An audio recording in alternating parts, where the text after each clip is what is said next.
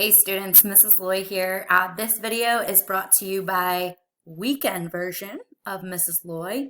I just hit my workout a little bit ago, and now I'm going to jump on here and do this mini lesson on counterclaims and rebuttals. So I hope you guys are ready. Let me pop over into my example so we can get started. So just in case you're not really caught up on what my paper looks like, take a look at my introduction.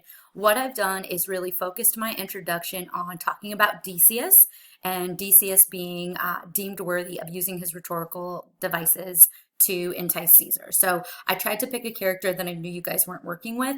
That way there wouldn't be any issue with my example becoming something that you would want to use. So I'm going to really focus on Decius in my paper. And then if you take a look at my body paragraph, I talk about the first time that Decius uses his rhetorical devices is when he's convincing Caesar to head to the Capitol on the Ides of March so that the assassination can be carried out. I have my textual evidence in there. I have my description of how I know it's pathos. And then I also have my statement of how I know the rhetorical device is effective. So I'm now ready to dive down here at the bottom, and I have a couple of graphics I'm going to talk about first.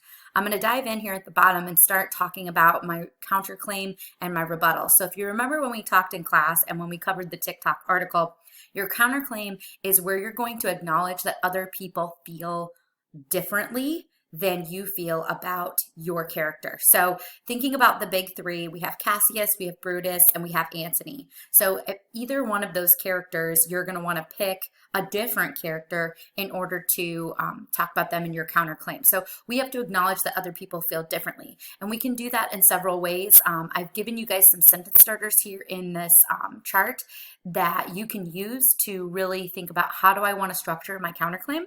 So who is that character going to be? And then what device are you going to say that they use? You don't have to necessarily provide a piece of textual evidence for your counterclaim, but I would highly recommend giving one for your rebuttal. So if you remember what your rebuttal is, that is where you get people back to your claim, back to your character. So I get that some people feel this way, that this character does it better, but let's get back to talking about my character. So you always want the reader thinking about your character, and so that's where the rebuttal comes into play. So here again are some sentence starters for your rebuttal, and so I am going to take a minute here in just a second to pause the video and kind of craft out my counterclaim and rebuttal paragraph, and then I'll pop back in and we'll discuss the way that I was able to craft that, and then what are going to be the expectations for you guys as you craft your own paragraph. So hang tight. All right, so I have my paragraph crafted, and I want to go ahead and walk you guys through this. That way you guys have a clear understanding of the expectations. Others will argue that Antony best uses rhetorical devices in this text, as he was able to move the people of Rome to mutiny against Cassius and Brutus.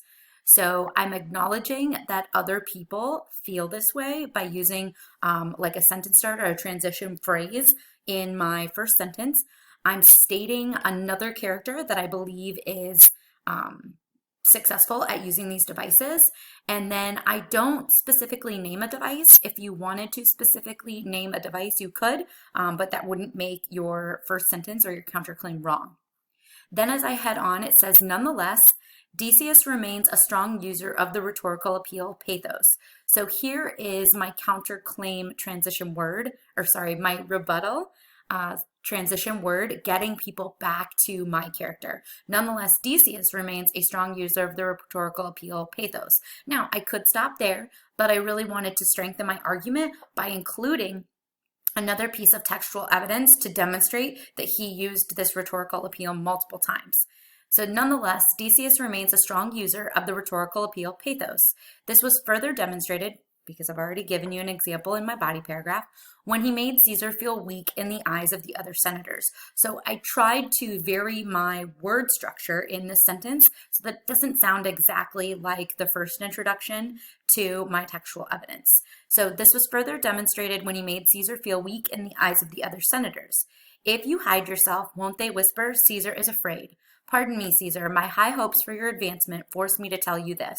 And then I include another textual in-text citation using the author's last name. So I'm using the modern text, the act, the scene, and the line numbers, and then watching the appropriate punctuation here. This is where a lot of you are starting to make some mistakes in your body paragraph. So no ending punctuation here, but I use my period here because it is a strong enough punctuation mark that it can stand at the end of the sentence. Now, if this example were to end with a question mark or an exclamation point, then I would keep that ending punctuation here, but this period is strong enough for my entire sentence. This example, so now I have to make sure that I'm explaining how this example represents or supports my rebuttal. This example was the key factor in moving Caesar to leave his house on the Ides of March. Therefore, so here's my concluding sentence. So we're not going to do a full conclusion paragraph, but you need to make sure that your counterclaim and rebuttal paragraph include a conclusion sentence. Therefore, it is confirmed that Decius best uses rhetorical devices in this drama.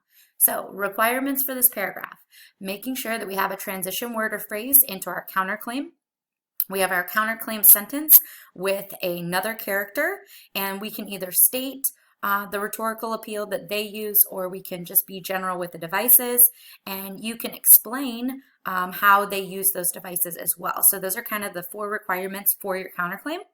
Then you move into your rebuttal. Again, a transition word or phrase. Make sure that you're stating your character's name. You can use a specific appeal, or you can just be general as to what appeal they use. And then we're going to include another piece of textual evidence. So again, big part of this essay is that in-text citation and the use of textual evidence, pulling that out of the text. That's a big standard that I really want to work on with you guys and really stress, because in high school, you're going to be required to use textual evidence all the time. So I want to make sure that you guys are having that firm foundation for how to pull textual evidence and then how to appropriately cite it in MLA format.